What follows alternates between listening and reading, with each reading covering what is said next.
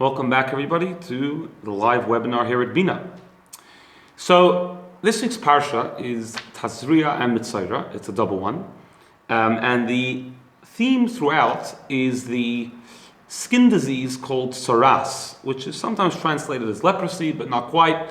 But anyway, it was some sort of skin disease that the Jewish people would get in olden times, and most commentaries explain that the cause for this disease was speaking lashon hara. Lashon hara means evil talk about somebody else. Now, just to point out that that also includes even when it's true.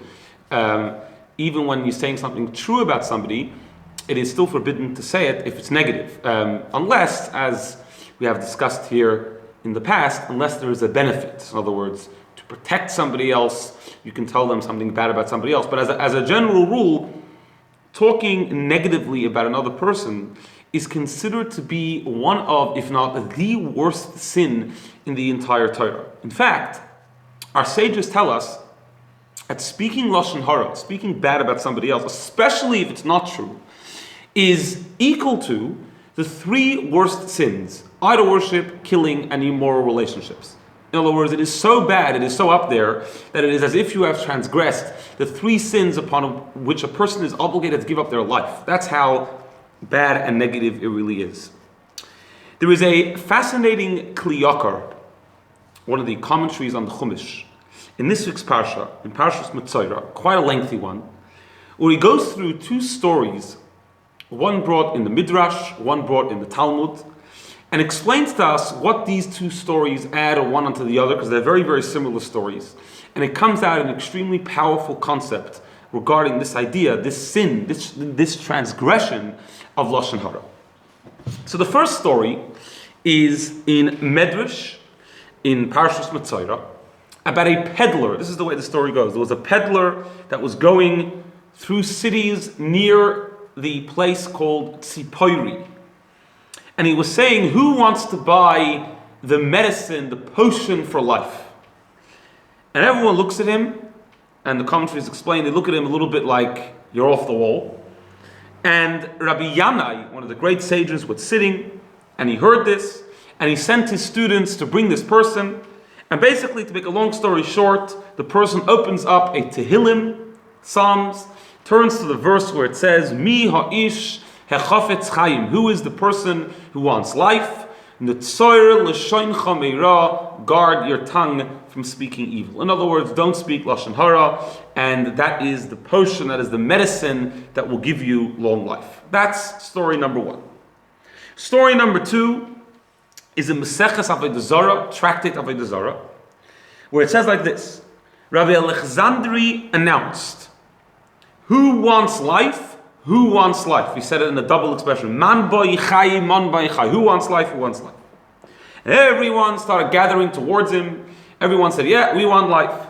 And he said, he quoted the same verse, Mi ha'ish hechafetz chaim, mitzor l'shoin chameira. Who is the one who wants life? He should guard his tongue from evil. Those are the two stories, one in the Medrash, one in the Talmud, about two different people. And the Kliyakar asks a number of questions. First of all, in the first story, who cares what his profession was? If he was a peddler, if he was a businessman, if he was a doctor, a lawyer, who really cares what he was? The point is what he said. But the Medrash seems to emphasize that he was a roichel. A roichel means a peddler. Number two, why does he say,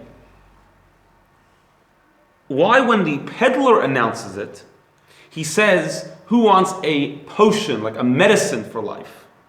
And when Rabbi Alexandri announced the story in the Talmud, he says, who wants life? Not a medicine. He just says, who wants life? Also, another difference is, Rabbi Alexandri says it twice. Who wants life? Who wants life? Whereas the peddler only says it once. Also, who cares where it was? Why does it say it was near a town called Tzipoiri? Also, in the first story, everyone seems to look a little bit scornfully at this person, this roichel, this peddler, whereas when Rabbi Alexandri announced this, it says everybody gathered to hear what he had to say. Those are the questions which he asks. Now, he goes into a whole idea in great detail, but I just want to point out the concept of the point of it all. So he says like this: There is when a person has not yet spoken Lashon Hara. They haven't yet transgressed this sin. That is what Rabbi Alexandri is talking about. The story in the Talmud. Rabbi Alexandri goes out and doesn't say who wants a medicine for life. Because a medicine implies that there's something wrong. Medicine implies that you're sick and you need to be healed. Here we're talking about somebody who's not yet sick, so to speak. Here we're talking about somebody who has not yet spoken Lashon Hara. And that's why he says it in a double expression. Who wants life and who wants life? What does that mean?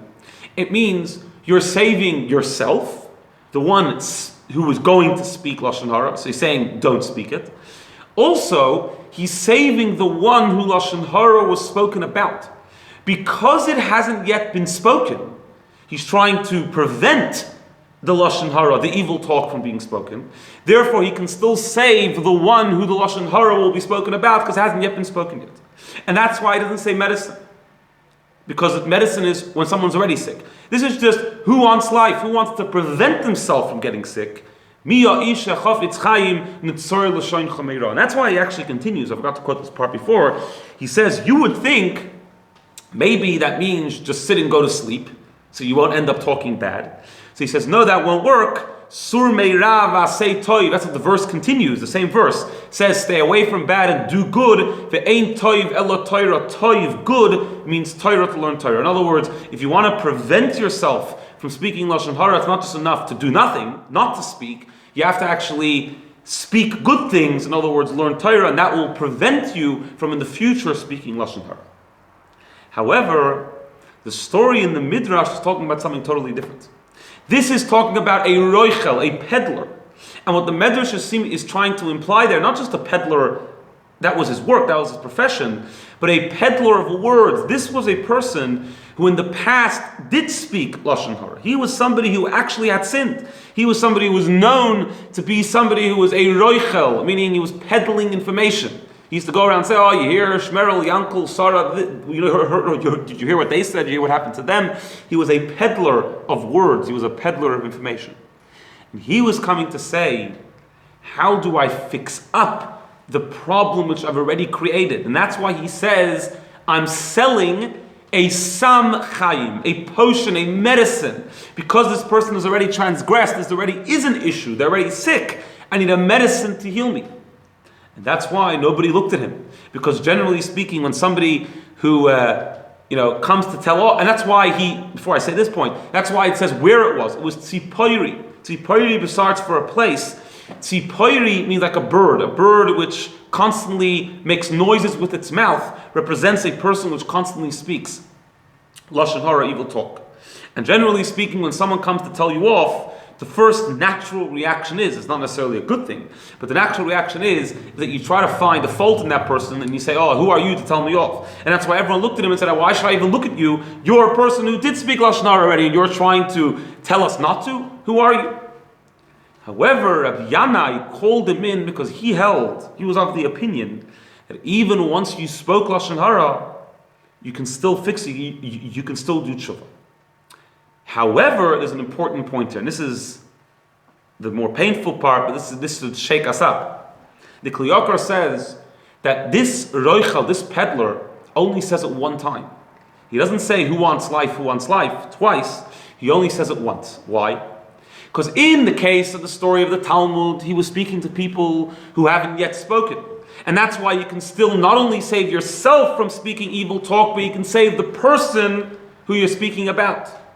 But this roichel is somebody who already spoke Lashon Hara, and he's speaking to people who already spoke Lashon Hara. In that case, you can only save yourself. You can only, to a certain degree, do tshuva, repent, and gain forgiveness from God for the sin which you've done. But you cannot save the person who you've spoken evil talk about. Why not?